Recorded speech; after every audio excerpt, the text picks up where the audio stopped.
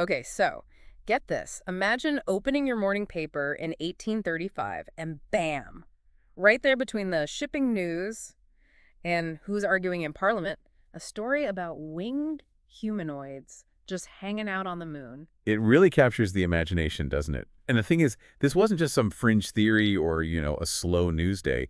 This was the great moon hoax, and people were eating it up. Wild, right. It makes you think about how we consume information even now. But anyway, before we get too ahead of ourselves, let's lay some groundwork. Absolutely. Context is key, especially with a story like this. So we're diving into some fascinating excerpts today, all compiled way back in 1859 in a collection literally titled moonhoax.pdf. No beating around the bush there. Straight to the point, just like the hoax itself, well, kinda. Right, because this thing played out over multiple articles, not just one big announcement. It's like a slow burn of increasingly outlandish claims. And that's where understanding the media landscape of 1835 becomes crucial. This was long before instant fact-checking. Heck, even widespread literacy was a way off. So you're telling me if I wanted to know the latest scientific discoveries back then, I had to hope my local paper had it right.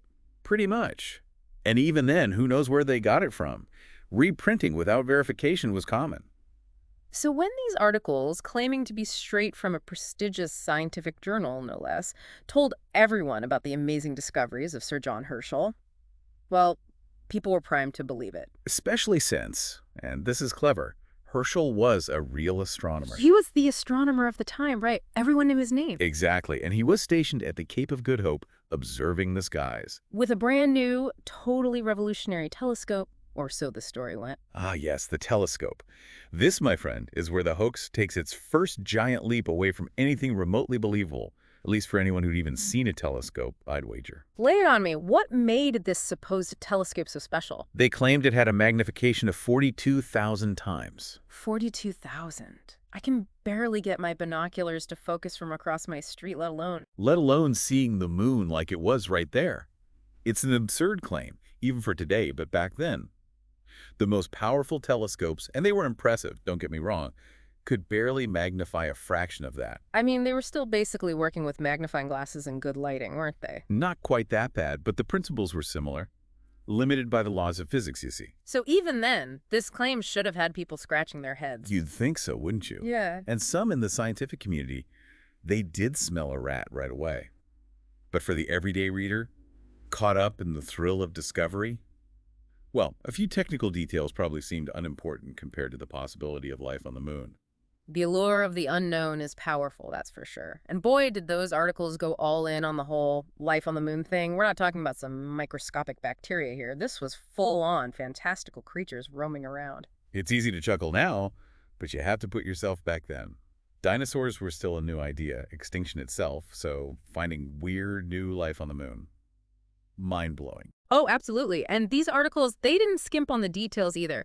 They described, get this, herds of bison, but with like special eye flaps for the sun. Ah, yes, the harsh lunar sunlight. Very important detail for a hoax. Right. As if they'd actually observed that. But it gets better. They had these like bipedal beavers just strutting around carrying their little beaver babies. Don't forget about the Vespertilio-homo, the Batmen, living in crystal cities, no less. Okay, the crystal cities, that's where I definitely start calling shenanigans. Oh, every detail was carefully chosen, I assure you. It wasn't just randomness, it was playing on what people wanted to believe. Okay, I'll bite. How do bipedal beavers fit into 1830s science? Evolution was a hot topic, even then. So the idea of upright walking, intelligent creatures, not so far-fetched to them. And the crystal cities, pure, perfect celestial bodies, you see. It's all tied in.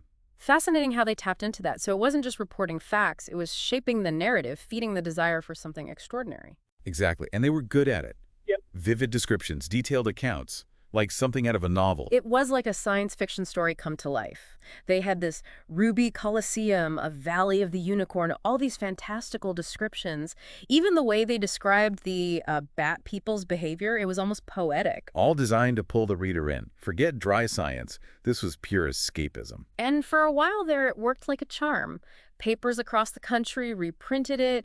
People debated the meaning of life on the moon. Heck, some even talked about sending missionaries up there. Talk about a media frenzy. But as they say, the higher they climb, the harder. Oh, you know the crash was coming. So what brought the whole thing tumbling down? Well, you can't fool everyone all the time. Eventually, the scientific community really started poking holes in the story. So, like, cracks were starting to show, huh? Oh, more like gaping chasms once people started really looking. Right, because someone's got to notice these bat people can't be real, Like a rub. eventually.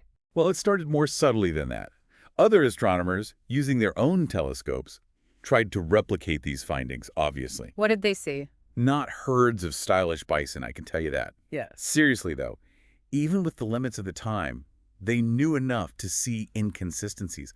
Like, how could Herschel describe insects on the moon when they could barely make out craters clearly? It just didn't add up. So it was the technical details that tripped them up. Partly, but then there was the matter of this supposed scientific journal. Oh, yeah, the source of it all. What was it called again? The Journal of Science. Catchy, right? Problem is, no one in the actual scientific community had heard of it, which, for a groundbreaking discovery like this... You'd think they'd be shouting it from the rooftops. Precisely. Yeah. People tried to track down previous issues, confirmation of its existence, anything.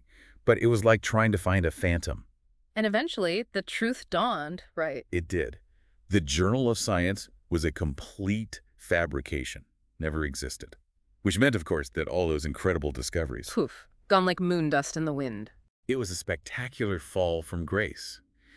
Papers that had proudly reprinted the articles had to print retractions, trying to downplay how much they'd bought into it. I bet that was awkward. Oh, imagine the conversations. Publicly, they were outraged, of course, but privately. Some relief, maybe? I mean, winged humanoids, deep down. Yeah, maybe some part of them knew it was too good to be true. But either way, the hoax was exposed. But that just led to the next big question. Who did it? Our source describes a whirlwind of accusations, theories flying left and right. So like a real-life whodunit. Exactly. Some thought it was rival astronomers trying to discredit Herschel, make him look like a fool. Bold move, considering he was already famous. Others even pointed fingers at Edgar Allan Poe. Funnily enough, he'd just published his own lunar tale, though. Much more fictional, shall we say. But that's the thing, isn't it? This hoax, it struck a nerve. People needed an explanation, a mastermind to match the crime. And what they found probably shocked them even more. Oh, don't leave me hanging, spill the tea. Who was the mastermind behind the Great Moon Hoax? It turned out to be Richard Adams Locke, a reporter for the very paper that published it all, the New York Sun. Wait, seriously? Not some jealous scientist or a prankster? A journalist? Seems the desire for a good story, for capturing the public's imagination, was motive enough. And capture it, he did. But what about our listener today who might be thinking, okay, fun story, but why should I care? What's the takeaway here? The Great Moon Hoax is a timeless reminder. We live in a world awash in information, and not all of it is created equal. It's easy to get swept up in a good story, to accept things without questioning, especially if it confirms what we already believe. Or if it's just more exciting than the mundane truth, right?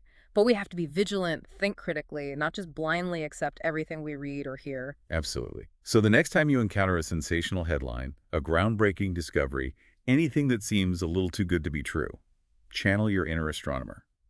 Look for the inconsistencies, the missing pieces, the lack of corroborating evidence. Because who knows, out there, right now, someone might be crafting the next Great Moon Hoax, ready to take advantage of our desire for wonder. So until next time, stay curious, keep asking questions, and happy diving, everyone.